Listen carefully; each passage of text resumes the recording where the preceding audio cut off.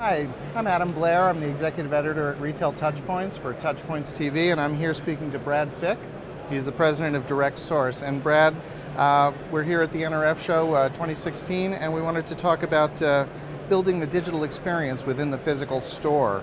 So I'm interested, which of the current technologies are you most excited about in terms of doing that, building the digital experience within the physical store? You know, I would say, especially going into 2016, the announcement from Apple with the new iPad Pro. Had clients who were very interested in the customer-facing aspect of it, but want a little larger real estate. I'm very happy to see larger screens come out, and really wanted to stay with an iOS solution. So definitely, I would say that's probably one of the bigger area of interest. Mobile POS and different form factors, depending on what the retailer's needs are still of great importance and gaining a lot of traction here at the show. And then also customer engagement, again, beacon technology, making sure when the customer comes into the store that they're acknowledged and that as there's opportunities for promotions or whatever through the store, that information gets passed to their digital phone, and if they need help, they can just request it quickly from the app. Well, talking about the retail store experience, I mean, what kinds of questions are you hearing from retailers about the challenges they're facing as they're trying to create a digital experience within their brick and mortar stores? Well, it really comes down to, as they look at the investment, what technologies we believe at Direct Source are the best for them to consider using for the future. And then along with that, how often should they refresh? How long of a life cycle should they expect out of the technology these days? And also, any type of custom apps or apps we've seen in the marketplace that would really help them, not just store operation-wise, but also engaging the customer. As the consumers themselves have grown much more tech savvy, particularly with their use of mobile devices, in general, what do retailers need to do in order to keep up with them? Well, there is a disconnect in the marketplace, and really right now the consumers, a lot of times they'll shop online with that retailer, and they've grown to enjoy the experience online with that retailer. They come into the store and they're expecting still to have more of a digital experience, and there's a disconnect there. There's kind of a digital divide at that point when they walk across the threshold.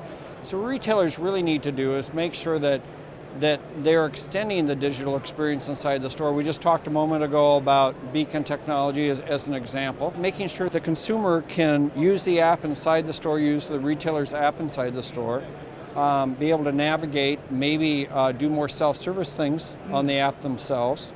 We're talking to retailers about setting up digital hotspots within the store, whether that's the smart dressing room or whether that's self-service located anywhere in the store, where the consumer can actually check themselves out, get a digital receipt, and head out the front door by proving maybe as they go past security indeed they've paid for it, but they really don't want to stop at point of sale anymore.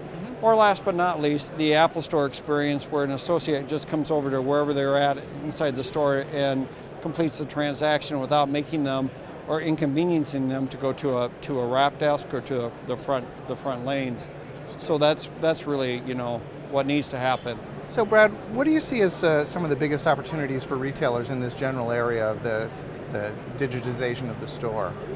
Well, following on to the last question in our conversation there, I mean, again, it's getting so much easier for the retailers to implement mobile POS. It was really more challenging a few years ago, but now there are so many more options available to them as far as sleds and devices to marry together and to complete the transaction for the consumer wherever they are inside the store.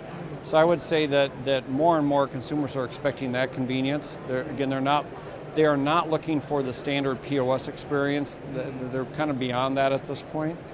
There are many opportunities for the retailers now to develop their own branding with the technology, whether it's digital tablets being used for POS or tablets being used for customer interactive inside the store, whether it's, again, the digital dressing room or it's self-service applications scattered through the store.